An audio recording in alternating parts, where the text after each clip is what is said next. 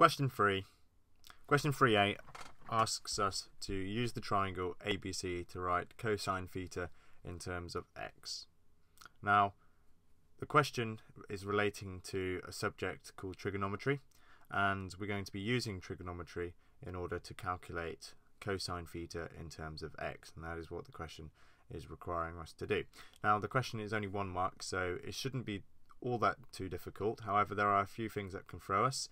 For instance, this perpendicular line can also throw us off a little bit, but without giving too much away, it's going to be useful for us in part B, which I'll be going through in a short while. So without further ado, we're going to be looking now at the triangle. Okay, so I'm just going to draw 2 triangles. One, well, we'll keep this triangle here. We won't need to draw it out again, but we're going to just draw one without the perpendicular line BD, just to sort of start it off, if you like. Obviously, apologies for the accuracy and everything else, of course. With this being, if we can get the pen, if it's going to allow us to get the pen, and this is a right angle triangle, of course, as you can tell, and this here is theta. Okay, this here is theta, and we have vertices B, C and A, like so.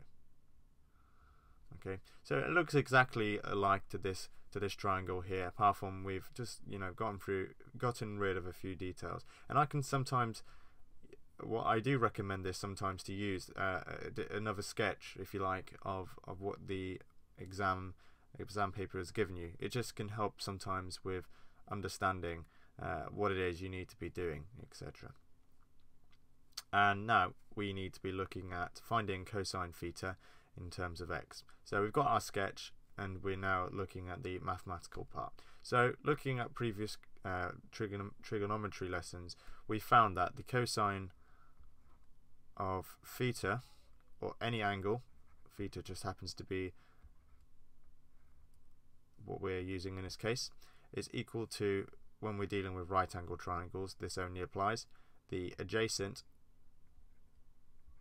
side over the hypotenuse. And this is a ratio between the lengths of the adjacent side, which is this side, if you look, of course. And how you remember that, and how you remember it's the adjacent, is because any side opposite this angle is the opposite, and is illustrated by, or sorry, notated by the letter O, and anything of course opposite the right angle is the hypotenuse, and that's notated with a H, and then the remaining side is the adjacent side, which we're going to call A. So ignoring this perpendicular line, we can tell that the cosine of theta, which is A, which is over H. Okay, now we look at this and we can see that the distance, or the length of AC, is equal to 7 plus 9, which is 16 centimeters, right?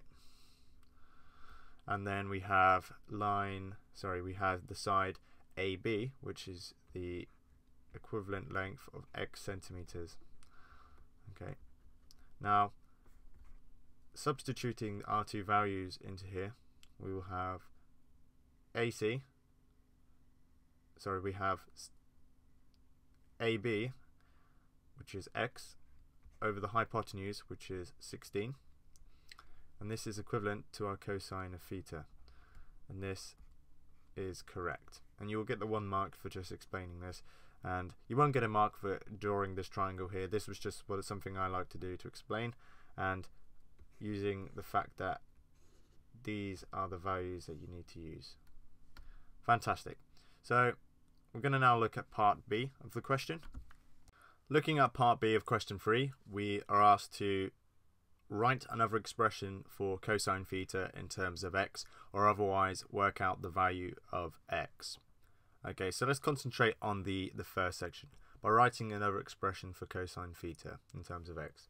Okay, so how could we possibly do that? Well, we can't really do that just by looking at what the question tells us, because there's not a lot of information given here. and by telling the amount of marks, we've only got to get 2 marks out of the question. That's what we're awarded. So I'm guessing the last thing we need to look at really is the illustration, what we were given in the previous section, where the entire hypotenuse, if you like, of the triangle ABC is 16. We have length BC and length x, but the cosine of theta is just the angle between the adjacent and the hypotenuse, right? So the angle, for instance, if we were to put this line here, BD, we have a triangle ADB. This is a new triangle, but the angle remains the same, right? Even if we do add this new length and we do decrease the length of this value here, we still have the same. We have the same angle, right? And that's because it's perpendicular, and this creates a right angle here, and it allows the cosine theta to still equal the adjacent, which is in this case 9, and the hypotenuse now, which is x, as it is opposite the right angle. And now this is just, hang on 1 second, I just get a little line, just outline it. Now this is something just out of pure intuition that you will see. It's applying the cosine rule to an example where you are given, say, an obstacle like the line BD, and you have to sort of look into it and think, okay, I know that even if I decrease the length of this whole length here, even if we decrease this, the angle here, theta, still remains the same, and that's due to the ratio of the lengths. Okay, so bearing that in mind, of course, we can say that cosine theta, so we're going to say cosine theta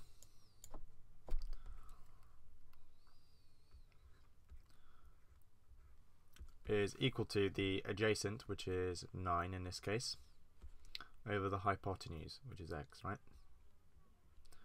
Now we've now expressed cosine theta in terms of x in another form. So these are the same, right? We've done the same thing. These are the same, even if they look different. Okay.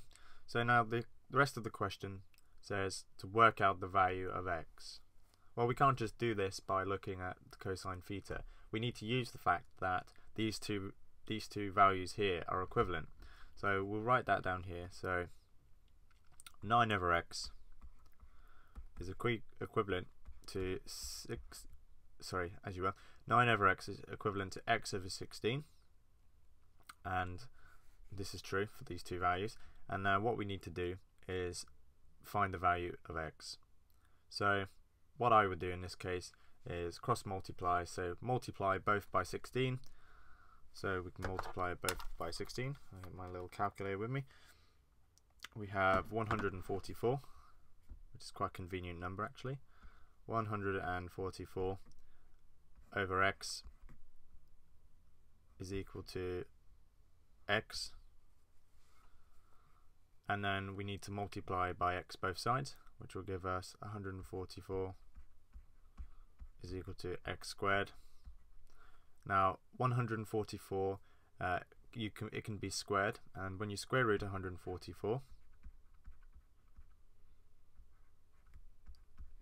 you get x. Okay. Now when you square root when you square root a number such as 144, you can get two values, right? You can get x is equal to plus or minus 12, okay? Because when you square minus 12 you get 144, and when you square 12 you get 144. So these two values are correct, right? For x, this is true. However, because we're dealing with lengths, this is just purely question applicable, because we're dealing with lengths and you can't have negative lengths in this case, we're just going to be dealing with the positive value.